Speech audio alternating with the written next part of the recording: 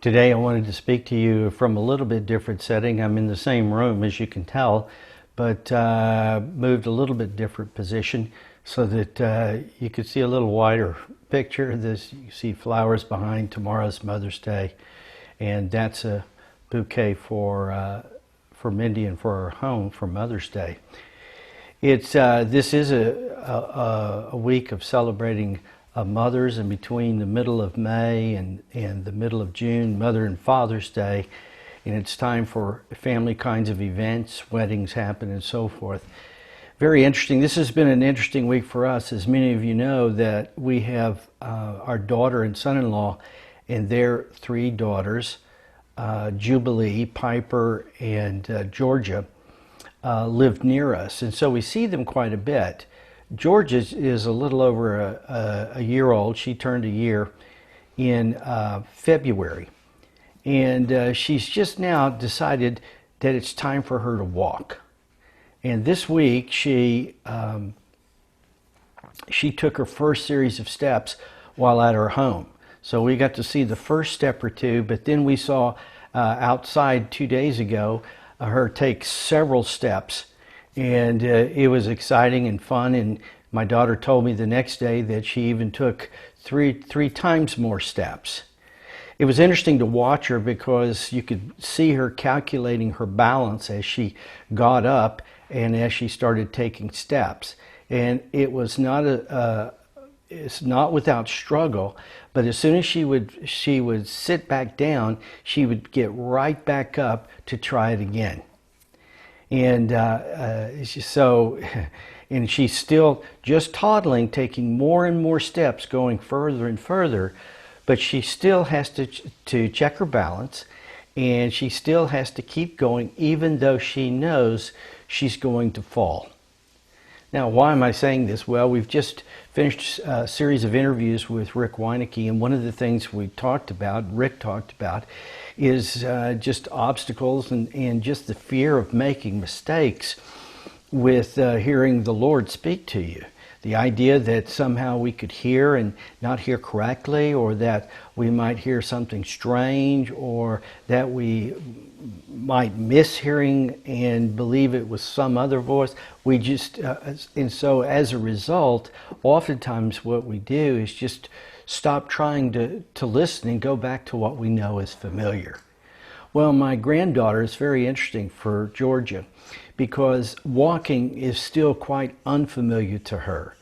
Now, before that, though, she learned how to crawl first on her seat, on her bottom, so that she was scooting on the floor, and then she learned how to crawl on all fours, and then now she's moved on to standing up. So she's making the progress, and it won't be long before she'll be running places. She can't run yet, but she's already taking steps much further than she'd ever done, and 2 weeks ago it seemed like it was never going to happen. See, that's an illustration that shows you how there is a progress that you have to go through to be able to increase your capacity in what you're doing. And that's true as well for our connection with God and how we learn to converse and interact with Him. It's going to grow over time. And each time that we go through a transitional period of learning how to do new things in our connection with God, how to hear Him more clearly, or how to respond to Him more suitably, we're going to go through a period where we fall down, where we do make mistakes. In fact, this is a process designed for mistakes so that we can learn. If we had a mistake-free environment, none of us would ever learn, because none of us would ever try anything. It's only because we know that those mistakes can be overcome that we move on to bigger and better things. Now, the interesting thing about Georgia is my guess is she's just very soon going to forget that she ever crawled on her, scooted on her seat or crawled on her all fours as her way of getting down. But however, there is still the opportunity that when she falls too much and she can't get where she wants to go, she goes back to what was useful to her in the past. This is what I want to encourage you to do during this period of time. As you're trying to learn how to enter into a relationship with God different than what you've known in the past, I encourage you to keep trying that and not return to what's familiar to you. I received some emails from several of you that, like me, grew up in backgrounds that basically said that God doesn't speak, and that all of our interaction with God comes through really our interaction with the Bible. And of course, in that process, once we grew up and got skilled in the Bible, then we felt confident. But you see, interacting and conversing with God is completely different than all of that. And one of the things that we have to be aware of in a time like this, where we're learning to step into something new, is not only that we don't need to be afraid of making mistakes. Rick made that point. But we also realize we're going to make mistakes. We'll overcome those mistakes, but we realize we're not going to return to what we know.